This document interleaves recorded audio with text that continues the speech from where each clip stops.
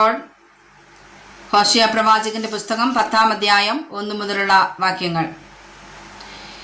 Israel പടർന്നിരിക്കുന്ന ഒരു മുന്തിരിവള്ളി ആകുന്നു. അവൻ ഫലം കായ്ക്കുന്നു.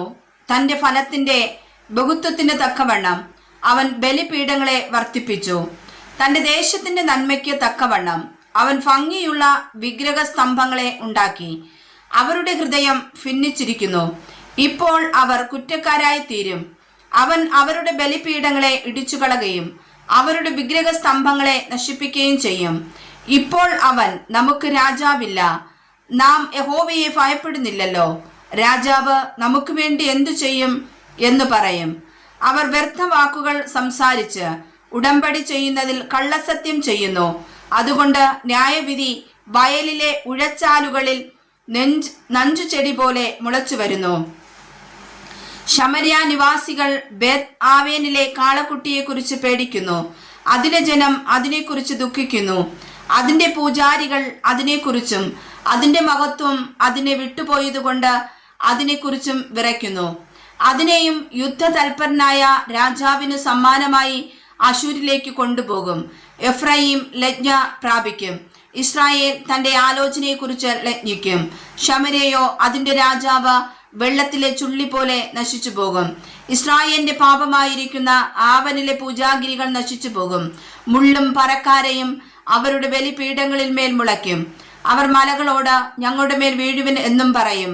ഇസ്രായേലെ, ഗിബയയുടെ കാലം മുതൽ നീ പാപം ചെയ്തിരിക്കുന്നു. അവർ അവിടെ തന്നെ നിൽക്കുന്നു. ഗിബയയിൽ നീതികെട്ടവരോടുള്ള പട അവരെ എത്തിപ്പിടിച്ചില്ല. ഞാൻ ആഗ്രഹിക്കുമ്പോൾ അവരെ ശിക്ഷിക്കും. അവരെ അവരുടെ 2 അകൃത്യ നിമിത്തം ശിക്ഷിക്കുമ്പോൾ ജാതികൾ അവരുടെ നേരെ കൂടി വരും. എഫ്രായിം മെരുക്കമുള്ളതും ധാന്യം മെതിപ്പാൻ ഇഷ്ടപ്പെടുന്നതുമായ പശുക്കിടാവ് ആകുന്നു. ഞാൻ അതിന്റെ ഭംഗിയുള്ള കഴുത്തിൽ നുകം വെക്കും. ഞാൻ എഫ്രയീമിനെ നുകത്തിൽ പിണയ്ക്കും.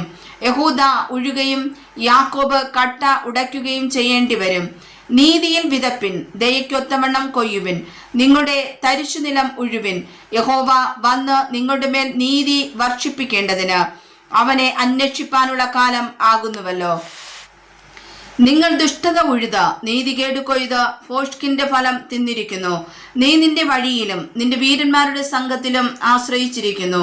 അതുകൊണ്ട് നിന്റെ ജനത്തിന്റെ ഇടയിൽ ഒരു കലഹമുണ്ടാകും. യുദ്ധ ദിവസത്തിൽ ഷൽമാൻ ബേത് അർബേലിനെ നശിപ്പിച്ചതുപോലെ നിന്റെ എല്ലാ കോട്ടകൾക്കും നാശം വരും. അവർ അമ്മയെ മക്കളോട് കൂടെ തകർത്തു കളഞ്ഞുവല്ലോ. അങ്ങനെ തന്നെ അവർ നിങ്ങളുടെ മഹാദുഷ്ടത നിമിത്തം ബഥേലിൽ വെച്ച് നിങ്ങൾക്കും ചെയ്യും. പുലർച്ചയ്ക്ക് ഇസ്രായേൽ രാജാവ് അശേഷം നശിച്ചു പോകും. വായിച്ചതായ തിരുവചനങ്ങളാൽ കർത്താവ് നമ്മേവരെയും സമർത്ഥമായി അനുഗ്രഹിക്കുമാറാകട്ടെ. ആമേൻ.